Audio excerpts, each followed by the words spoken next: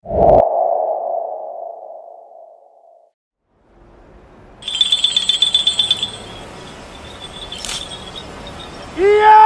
iya Tanti.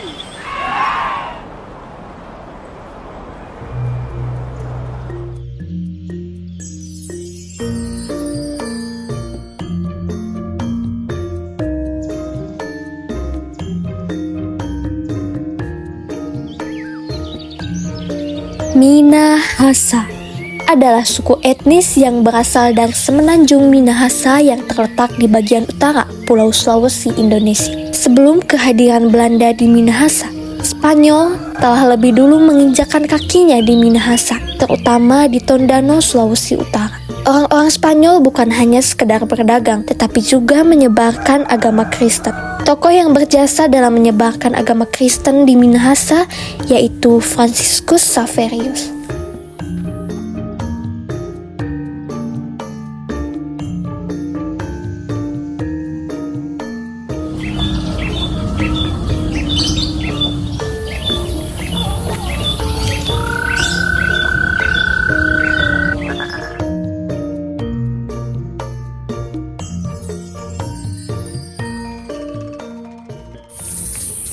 Hubungan dagang antara Spanyol dan rakyat Minahasa terus berkembang. Tetapi, sejak abad ke-17 hubungan dagang antara Spanyol dan Minahasa terganggu akibat ulah VOC yang berhasil menanamkan pengaruhnya di Ternate. Gubernur Ternate yaitu Simon Kos mendapatkan kepercayaan dari Belanda untuk membebaskan Minahasa dari pengaruh Spanyol. Hubungan dagang antara Spanyol dan Minahasa yang sedang berkembang lambat laun mulai tersingkir akibat ulah VOC.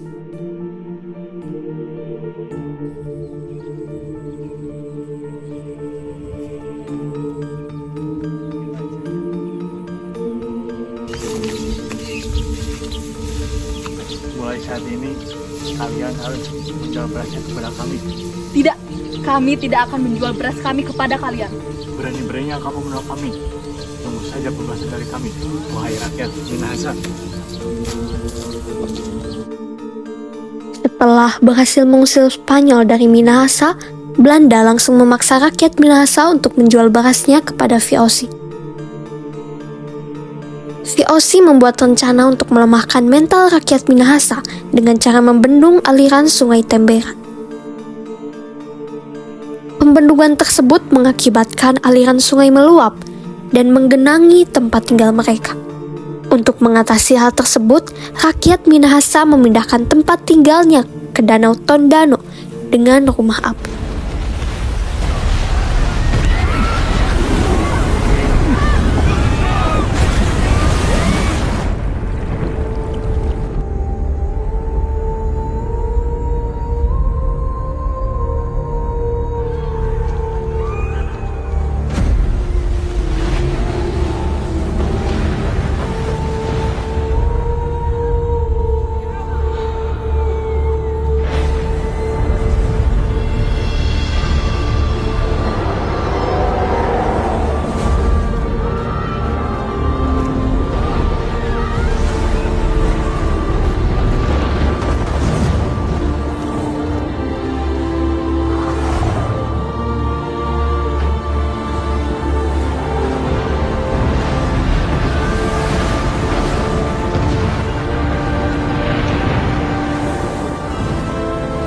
Pasukan VOC tidak kehabisan akal.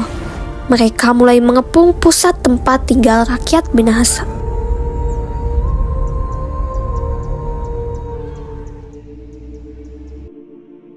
Setelah itu, Simon Kos diperintahkan oleh VOC untuk mengeluarkan ultimatum.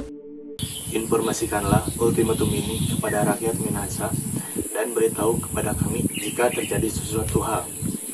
Baik, siap laksanakan Tuan.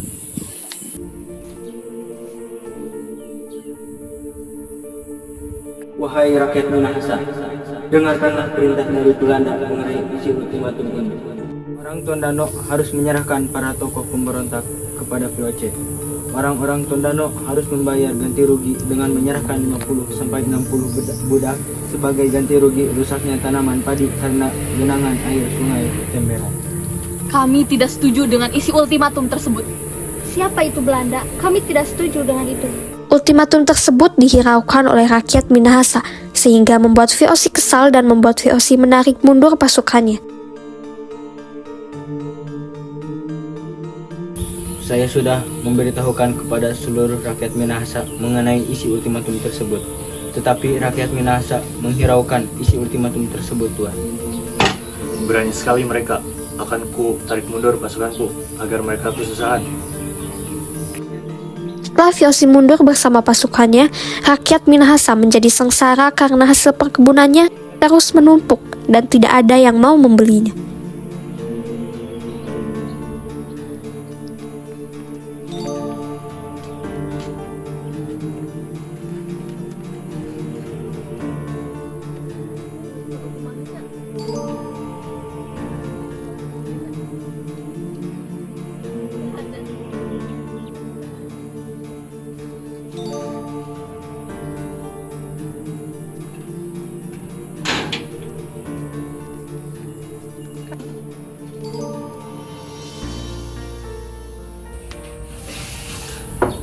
Permisi, Tuan.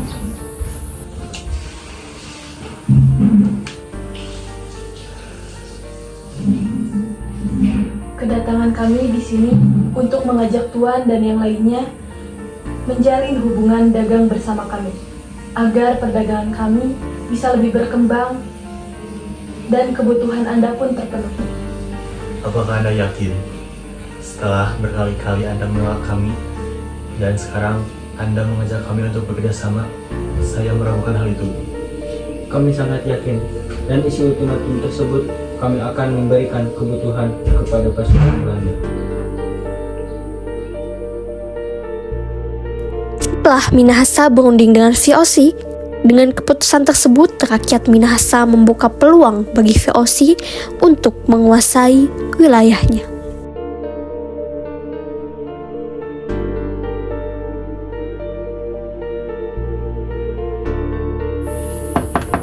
Permisi, Jenderal. Kapten, saya mendapat utusan untuk memerangi Inggris dan pasukan yang cukup besar. Kami membutuhkan sekitar 2.000 orang pribumi yang akan dikirimkan ke Jawa. Baik, Jenderal. Akan saya informasikan kepada masyarakat dan akan mengumpulkan calon pasukan tersebut.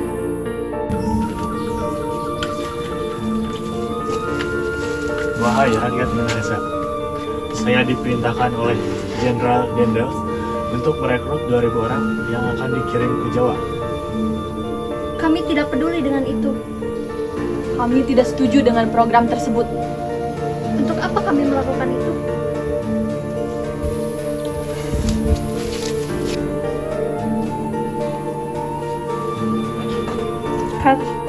Saya sudah menginformasikan program tersebut kepada masyarakat. Akan tetapi rakyat Minahasa menolak mentah-mentah program tersebut, Jenderal. Berani sekali mereka menolak perintahku ini. Kita harus cari cara agar program ini terlaksanakan. Siap, Jenderal. Saya tegaskan kepada kalian semua bahwa kita akan melakukan perlawanan terhadap kolonial Belanda. Baik, Kami akan berjuang demi tanah air kami tercinta. Perang Tondano II terjadi ketika masih ada sangkut pautnya dengan Perang Tondano ke-1. Setelah Belanda menjalin hubungan dagang dengan Minahasa, Belanda pun membangun pemukiman di Sulawesi Utara lengkap dengan sebuah benteng.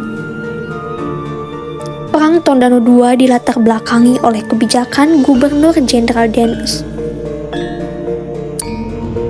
Perang Tondano II dilatar belakangi oleh kebijakan Gubernur Jenderal Dendels. Oleh kebijakan Gubernur Jenderal Dendels.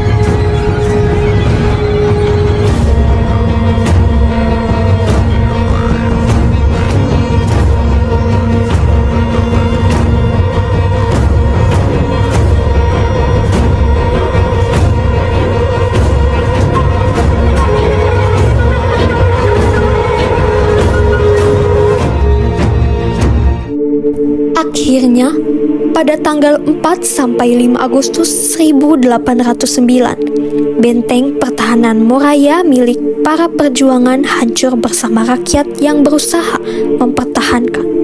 Para pejuang lebih memilih mati daripada menyerah.